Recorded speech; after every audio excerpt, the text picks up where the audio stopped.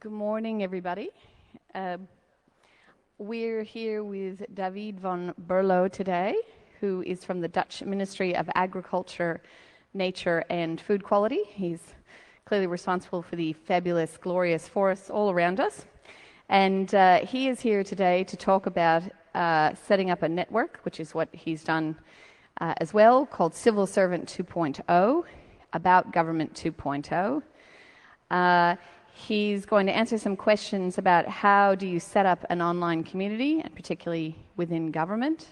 This has been a very hot topic recently with a number of journals, such as McKinsey Quarterly and others, talking about how really Government 2.0 hasn't reached the level that it should be reaching. And so there's a broader question in the community about why and where the success stories are. I'm sure he'll be here to tell us about those today. He'll answer questions about what is Civil Servant 2.0 and what is the effect of Web 2.0 on government generally. He's a historian by background with a degree from a Dutch university. And in 2009, he won the Information Professional of the Year Award in the Netherlands from the Society of Librarians, Knowledge Management and Information Professionals. Even though I'm sure you're very sleepy, can you please put your hands together for a warm welcome for David. Thank you. Thank you. Can everyone hear me okay? Okay, yeah. I must say I'm a bit nervous because usually then I don't give speeches in English because usually, of course, I'm aimed at Dutch civil servants, and you're sort of a different crowd than the one I have usually in front of me. Usually always try and be a bit more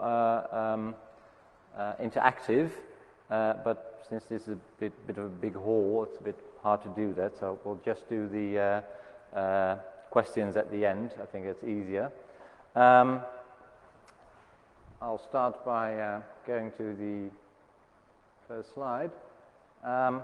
Yesterday there was a colleague of mine was here, Arnoud Ponchoen. He works at the Ministry of Interior, and I asked him, well, do you have any tips? And he said, don't wear a suit. Well, incidentally, I'm actually staying with friends in a sort of a farmhouse a bit further on here, so I wasn't bringing my suit to the national park. So I put this on. I hope you don't think it's pretentious for me to wear a sort of a t-shirt that I don't really know what it's about. Anyway, someone will explain, I hope, after this show. So this is not my usual attire. Who am I? I'm working for the Ministry of Agriculture, Nature and Food Quality. I'm a sort of a project manager there, and I've set up a sort of a network for called Civil Servant 2.0.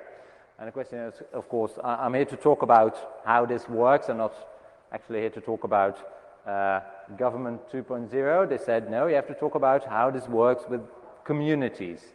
But naturally, I'm going to talk about what the community is about as well, because that's my main story. So I'll try to do a bit of both. Civil servant, I've made some notes for myself, actually, but I thought, I might just as well show them to you.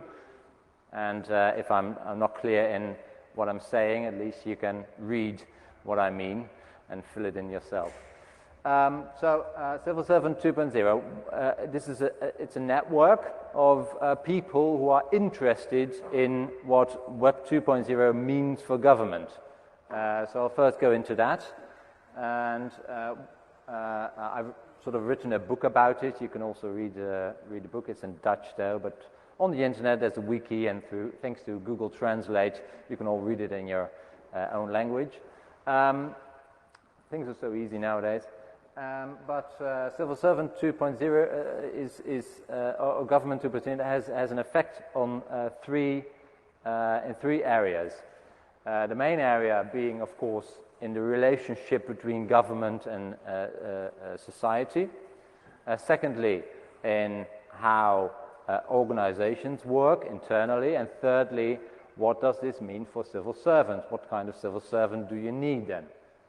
And I think that especially looking at how the relationship between government and society, there's a lot of boundaries that are sort of getting blurred at the moment. And you know, we used to have a situation where we just said, well, we just put a lot of people in a building, and we will make it smart people, and they sort of work out what has to be done.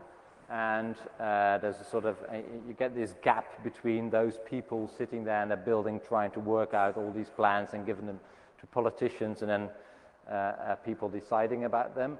And on the one hand, and secondly, the people in the land, the people for which you're working, for whom you're working. So this gap is now, I feel, getting wider at the moment. But there's a possibility to bring these two closer together, to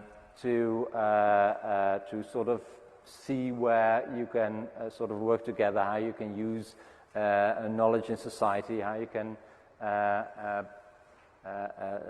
get people to work with civil servants together to get new plans. So that's the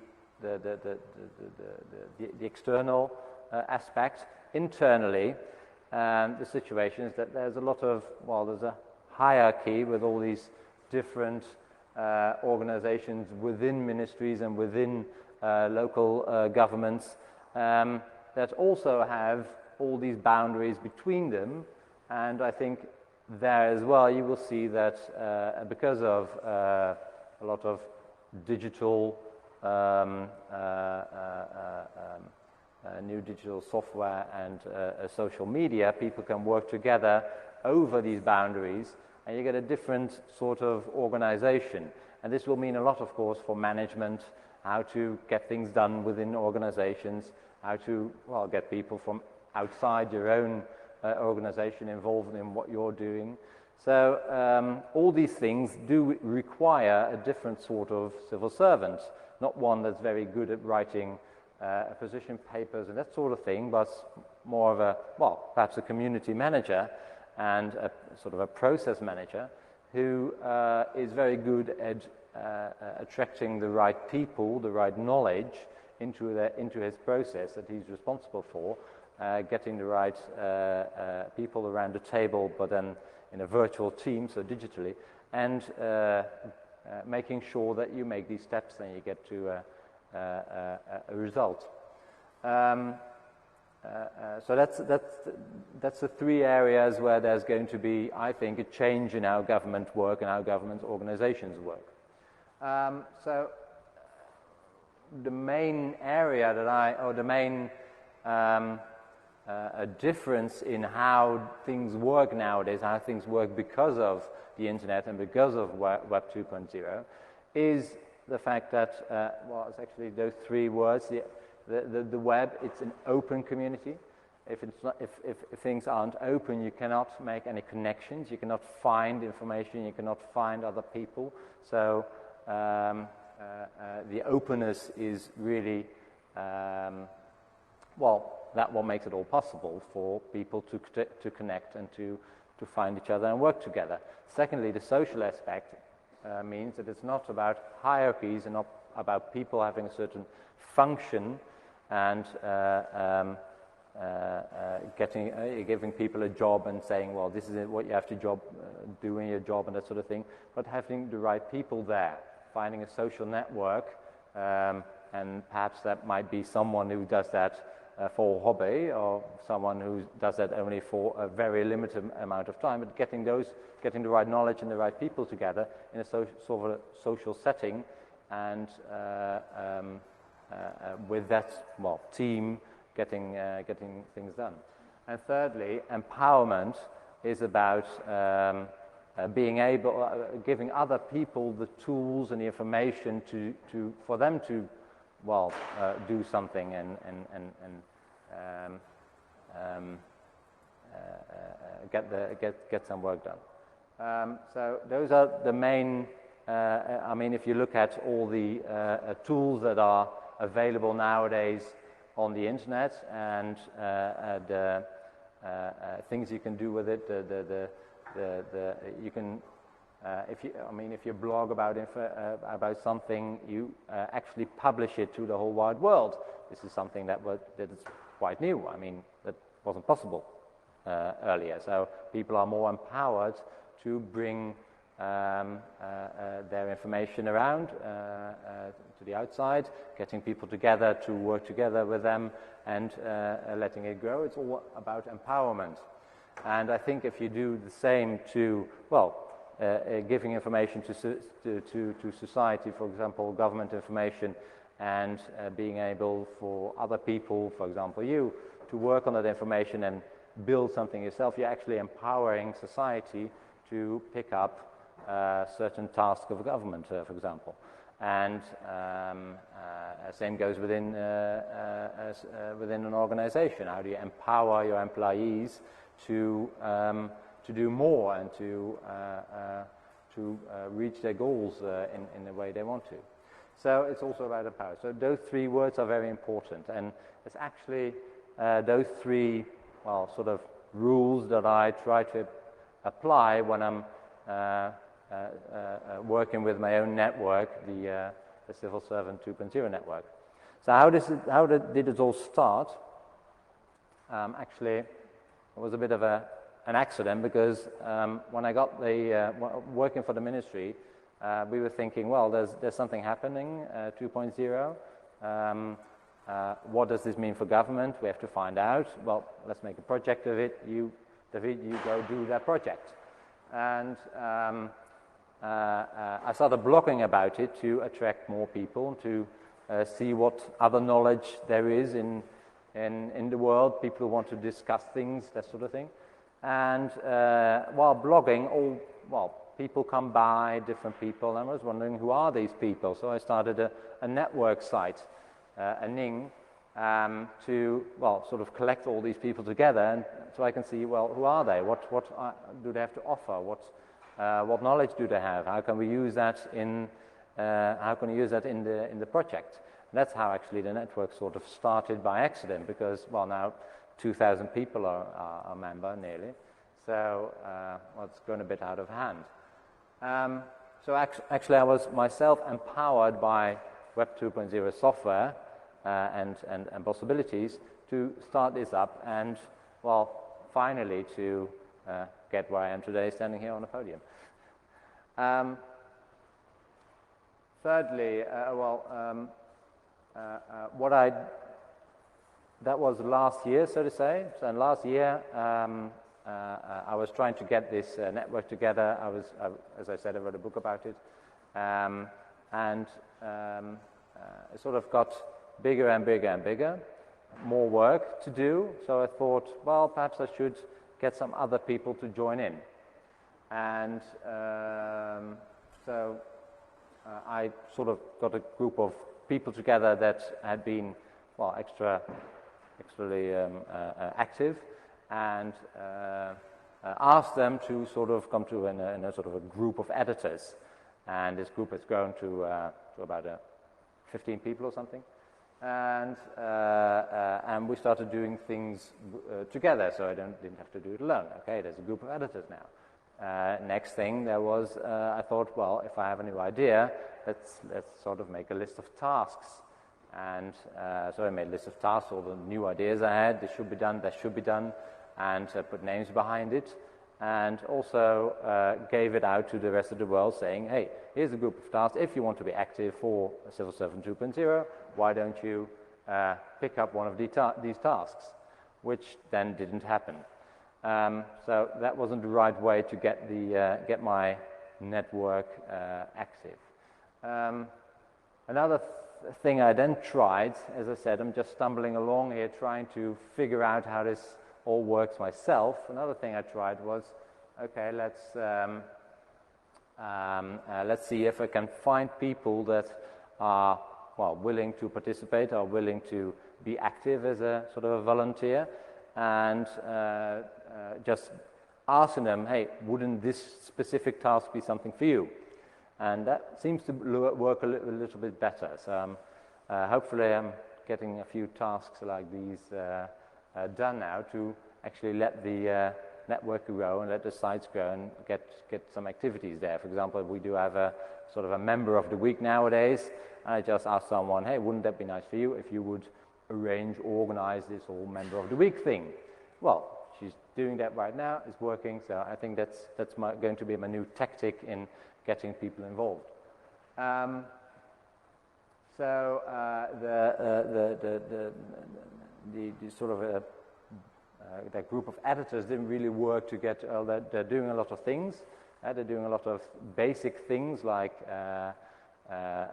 seeing if there's anything wrong on the internet site, if people are not using foul words in discussions, that sort of thing, and greeting new members, that sort of thing. But for getting, they're all busy, so to say, so getting new things done, new ideas done, I've got this new method of just asking people, and this group of editors is now sort of more of a sounding board, of a collective board where we discuss ideas. But the problem with this group now is that it's a closed group, and as I said, I want to be open, I want to work through networks and want to work through social connections, and this is a closed group, so that's not going to work. So I'm actually, as I said, stumbling along here, trying to find out how to get this done, because I've found out I can't do this all alone. There's a lot of people who want to work. How do I get them active? And they're all working, they're all busy, they all got things to do, so how can I make them well, participate in what I'm doing? And there's a few things I learned while doing that, and it has, well, I read a book about, there was a book about how communities work, open source communities. You probably know more about that than I do, but it says something about a benevolent dictator. Well, as I was introduced, I'm a historian and I don't really like dictators. I've read too much about them, but and if they're benevolent, usually they're not. So I don't see that really work, but I think the idea is here that there must be someone, perhaps a community manager, who is, well, sort of the active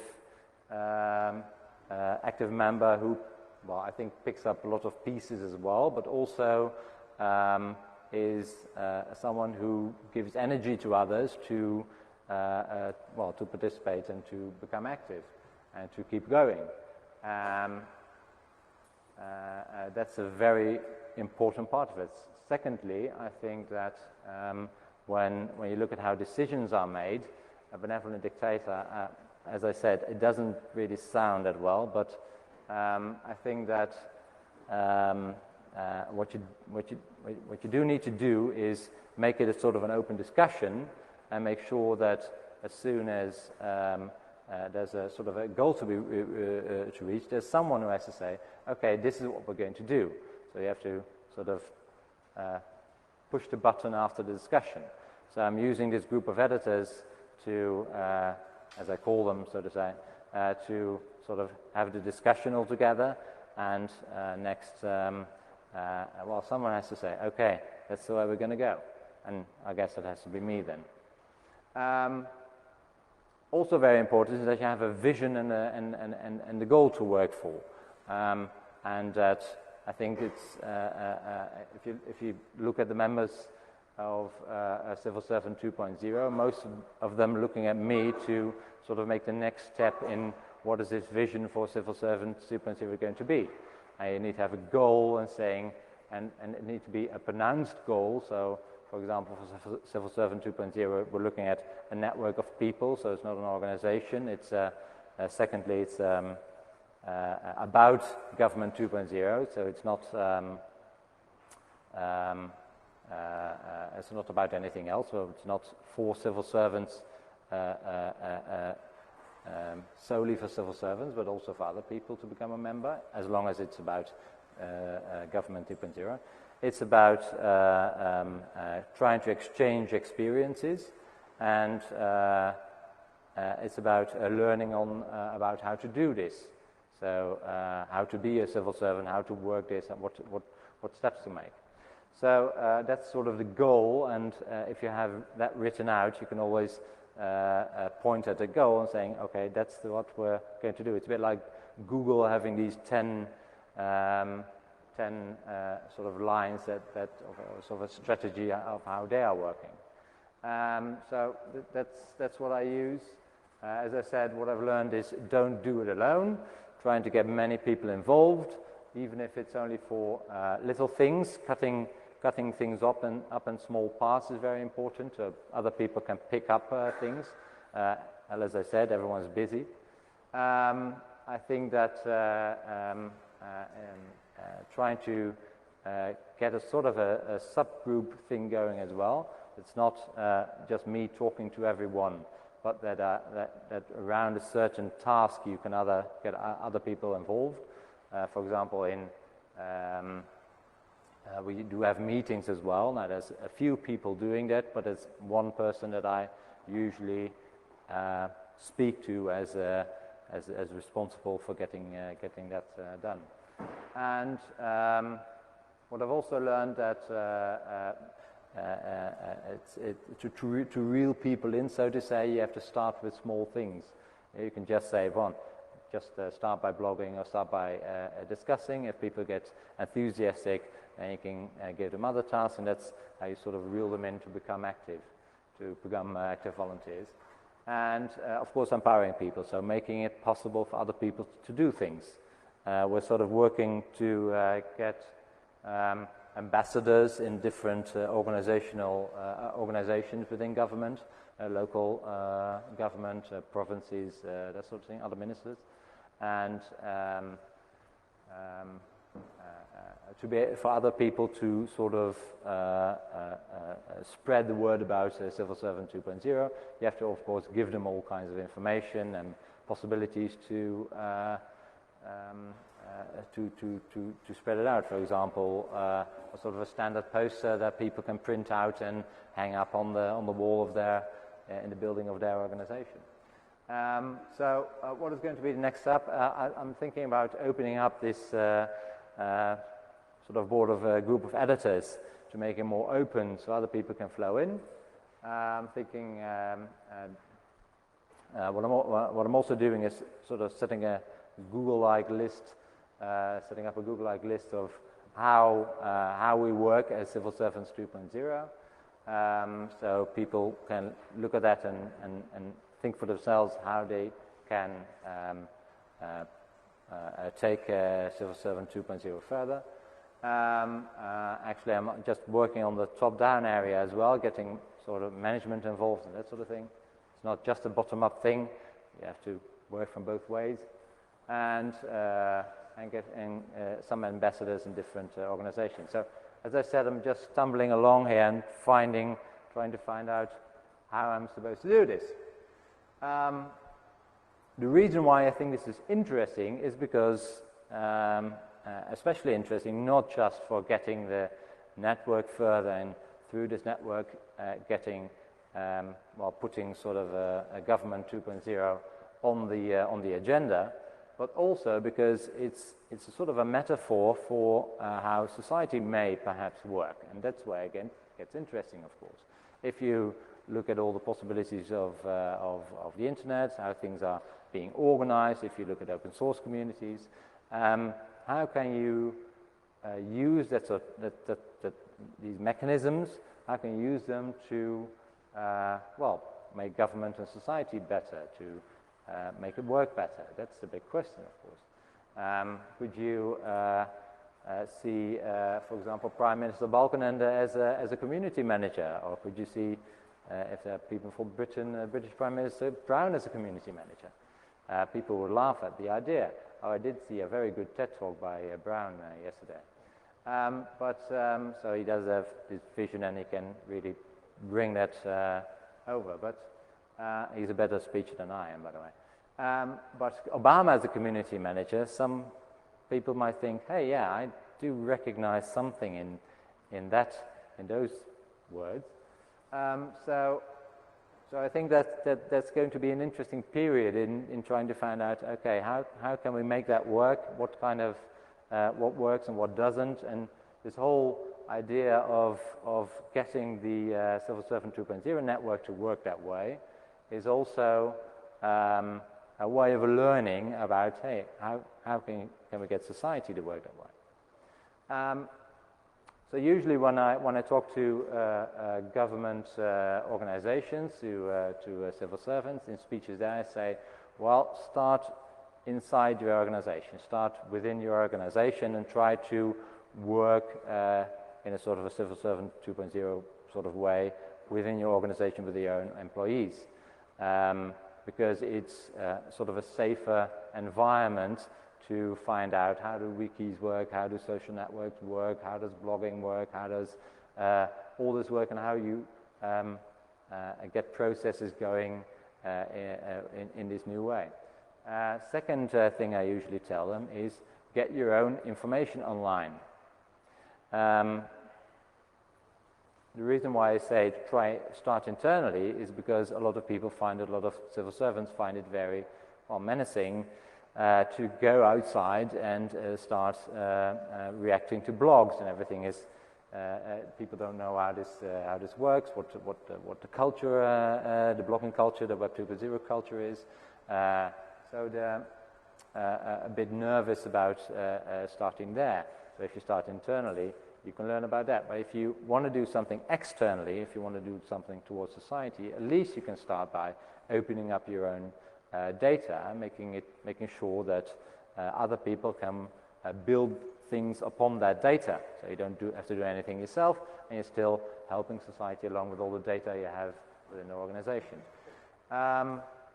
So then it all comes back to you as well, of course, because if we're working together in society, it's not just, me, who naturally is being paid to do a certain job, but it also is to, everyone else in the country, in your own country, to see what can my contribution be to society in building things, perhaps with that raw data, or, and I must say, looking around here, seeing all the notices, be a volunteer, help clean up the campus, that sort of thing, it does appeal to me because, that's the sort of spirit that we're looking for, not just one weekend or a few days here at Passover, but also, of course, in how society might work. And there are, of course, examples of this, especially in cleaning up things. There are a lot of, for example, meetup sites in America about cleaning up parks. There's an Estonian example where 50,000 people joined in to clean up the country. So there is a nice metaphor for trying to clean up this park and being a volunteer here and taking a responsibility and doing that sort of nationwide. So as I said, we're just starting out here. 2,000 members of Civil Servant 2.0 is not a lot if you look at the whole thank you. The whole group of, the whole body of civil servants working in the Netherlands, for example. But at least, and there's a few Belgians are members of the site as well. But at least we're starting, and it's going to be, I think it's a very, very interesting journey for the coming years to see how organizations are going to change, how government is going to change, and how society is going to change because of this. So, that's my story. I hope I left enough question time there. Right. And there's one question already. Sorry, you said 10 minutes.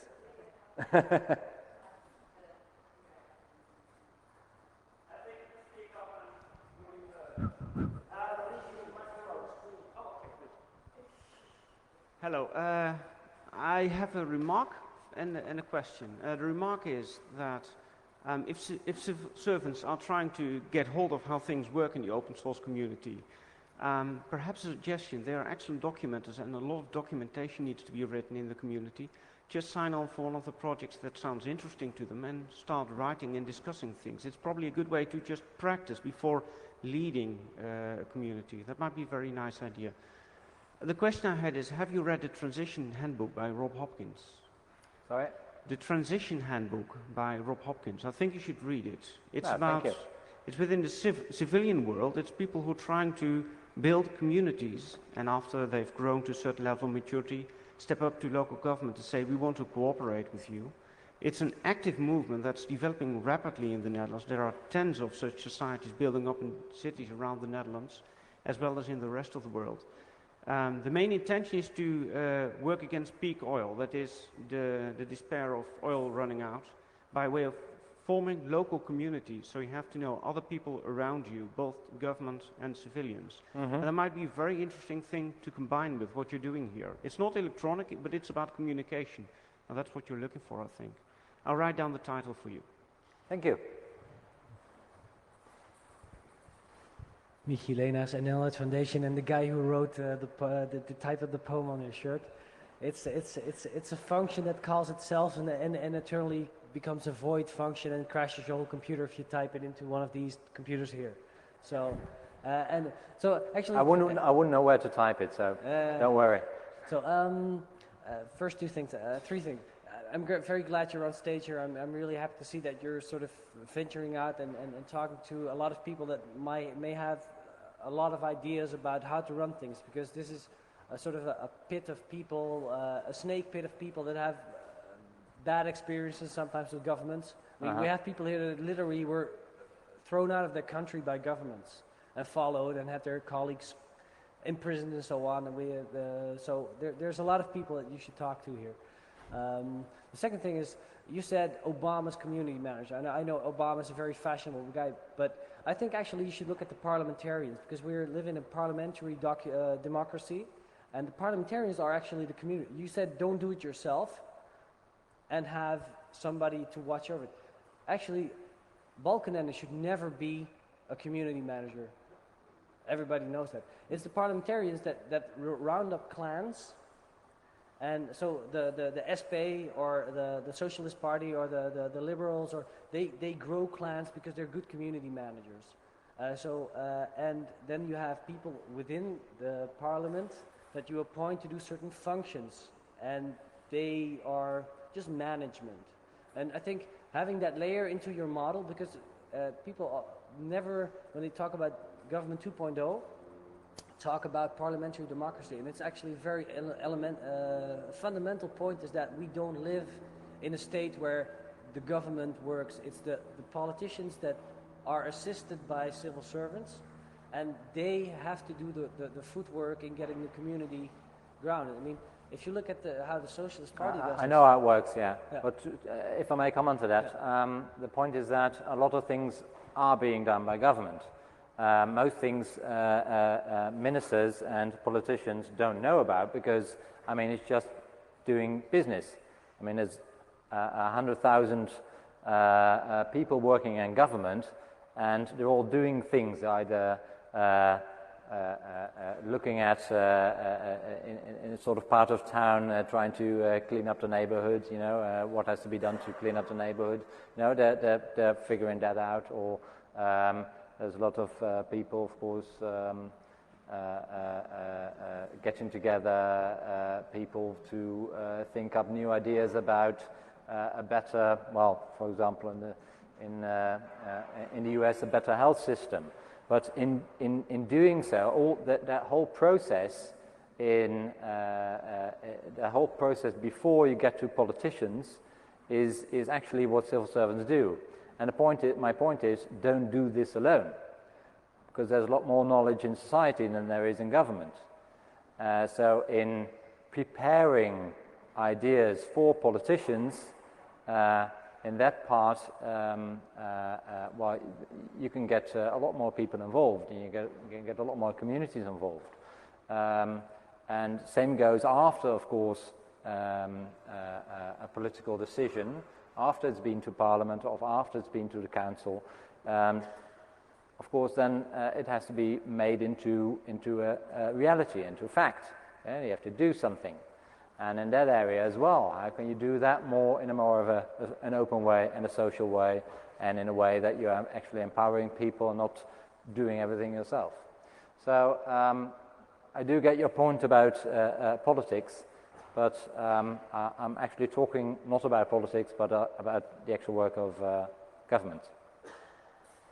I have another question about how do you bridge the gap? Because I can assume that when you're in the ministry, you cannot just call the system administrator and say, hey, give me a Linux box and I will start my blog. But on the other hand, if you host it somewhere on Blogspot, the ministry will not take it seriously. And if you see how the government looks at things like the internet, well, when it's election time, everybody still suddenly has a blog, and Jan-Peter Balken is on Hives and on LinkedIn, and everybody sees how fake that is and how it's not run by him. So I see a big gap between those things. And how do you get the civil servants to come out, and how do you get the public to come in and come closer together? Mm-hmm. Yeah, well, that's what Civil Servant 2.0 is about, sort of, to answer those questions. And there's a lot of examples. I mean, the point is, it's a lot more visible if a lot of people come together somewhere on the internet, for example, around a petition, an online petition. If a lot of people come together, it's very hard to ignore that message. And I think at the moment, you can still sort of negate that such events, but I think it's going to be harder and harder. We had in the Netherlands, there's of course the example of 70,000 people, I think, signing a petition against amateur use of fireworks around New Year's Day or Old Year's Day. So there were 70,000 people who signed that, but it was only 2 people who started this petition. So these 2 people, although they were alone because they could use the internet and because there's a site like petitions.nl, they had a lot of sort of power to put this point on the agenda. Of course, the next thing is how to make sure that it's actually used within government. Well, that's one of the things I'm working on, of course, to make it more visible that, as I said, I think that the fact that nowadays people can see what all these changes are and can see when a lot of people are coming together, this will in the end have an impact on how governments will have to work. And well, this is sort of my story, but I think, and I'm trying to convince people, colleagues of that, but I think also that it's not only my story. I think that the sound will be so loud that it can no longer be ignored in the end. And perhaps not in this first petition, and especially not on a petition that only has 20 subscribers, but I think that's going to have an impact. And there's a lot of other examples also in working together, and also in building perhaps better online services. If these services are being used more often than the official services built by government, I mean, what are you going to do? It's very hard to negate that. Okay. I want to applaud your effort for being here. It's very good to see that the government is talking on an event like this. What I was wondering about, what is the relationship? Actually, I'm not the government. I'm just the government official. You're a civil servant, so I see you as a representative of our government. So that's sort of, maybe the better way to say this. I'm actually interested in what the relationship is between this program, Ambtenaar 2.0, and the NOIV, the open source, open standards initiative van Heemskerk. Is there a relationship, and no. If so, could you elaborate why not, or why there is one? Well, as I said, this is a network, so it's not actually linked to any official projects except my personal project that I'm doing at the Ministry of Agriculture. And we're trying to stay away from that because it's not where our power is, so to say. I mean, this is a network. It's just the reason that there are 2,000 members. That is why people notice it, and that is how we put Government 2.0 on the agenda. which is a different thing from, well, of course there are government organizations also working on different aspects of, well, for example, open source software, but also Government 2.0. My colleague who was here yesterday, he's working for part of the Ministry of the Interior that works on e-participation and Government 2.0. But it's a different thing than a network of people. Is it different because the three terms that you mentioned, open, social, and empowerment, especially with open and empowerment, I see. Thank you. The open and empowerment, I see a direct link with the objectives of the free software, the open standards communities. Sure. And I can imagine that it's really hard to start a new project from scratch, basically. And it might be very useful to gather the energy and ideas of the people that are surrounding within these communities that are already fluent, basically, of the language of open empowerment communities and all these kind of things. Because there might be a slight difference between the Web 2.0 and the openness and the socialness. And that's one of the critical note that I would like to put forward. It's really important to see the difference between Web 2.0, which might have a lot of things included which have nothing to do with openness, socialness, or empowerment. Yeah. Can I ask you a question? Because as a background as a journalist, I thought you might be able to answer this.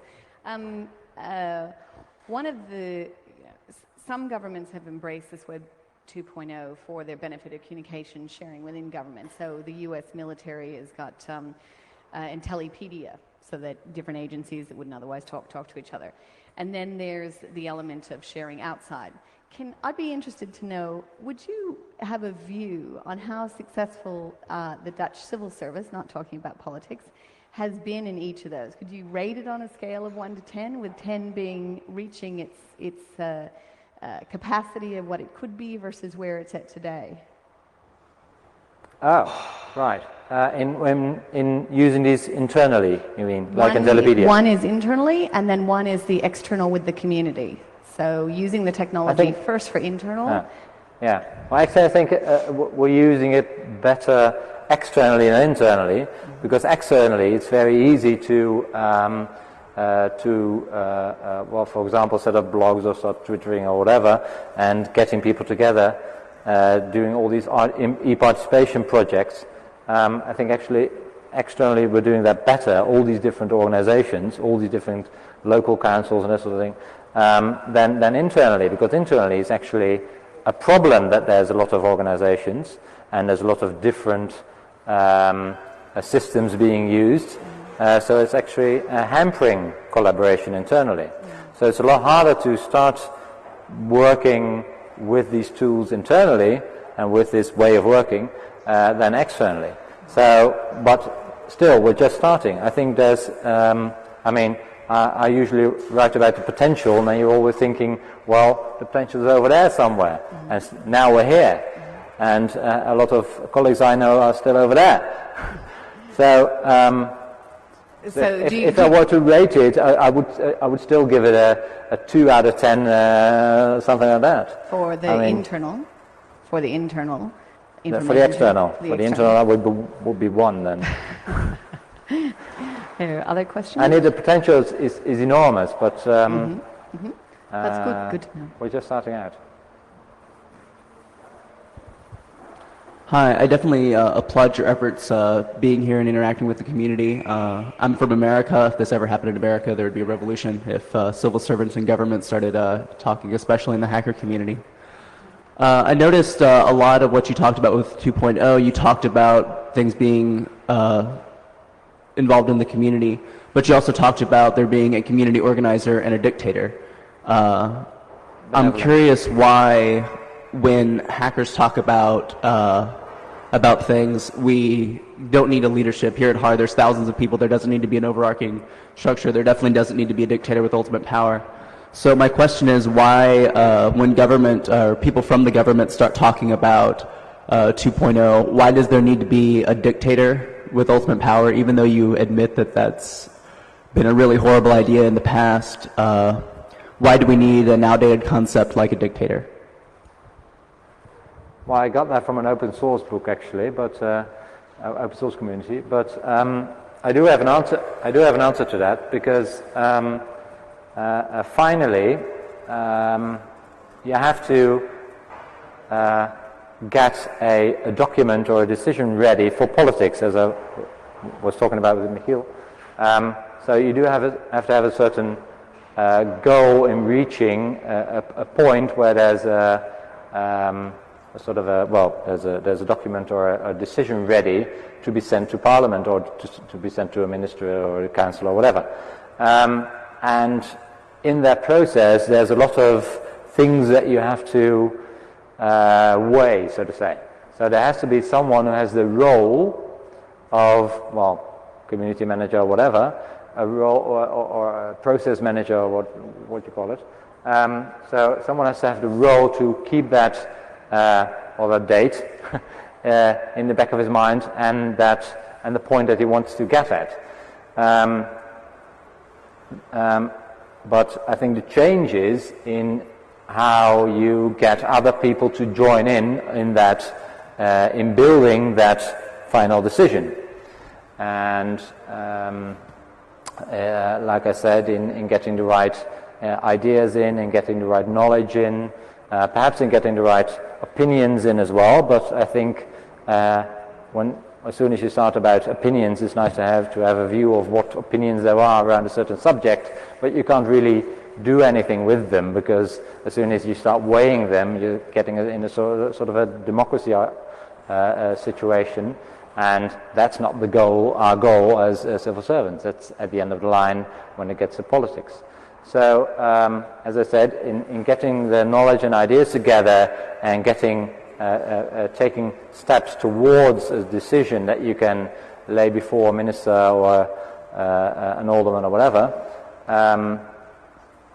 in that area, well, you do need someone to pinpoint that process, so to say. A manager. You need a manager.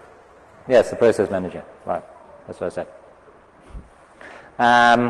Also, finally, you were also talking about Obama as a politician. The reason why I chose him, because he was trying very hard in his campaign to use, of course, these methodologies, new methods, to get attention and get people involved. And he's trying to do that as well now in how the United States government is going to work. Now with data.org, starting all kinds of discussions. So he is looking for ways to make it this idea of government 2.0 actual, and that's why I think it's an interesting process. And I hardly see any other countries doing that. So I'm very interested in what's happening there. And of course, Australia does have a sort of a task force that is looking into all the possibilities and how they should be, where they should be going. But I've got just one last question. So last question. Anything else before? I know there was an interesting case in Washington D.C. where the local government there had apps for democracy, and on a $50,000 budget of contest, they got 47 useful apps for being able to track everything from street crime to potholes, and it would have otherwise cost $2.5 million in bringing in professional contractors. Has the Dutch government done much of that, bringing in the outside apps developers to integrate what the information the community might want, that sort of thing?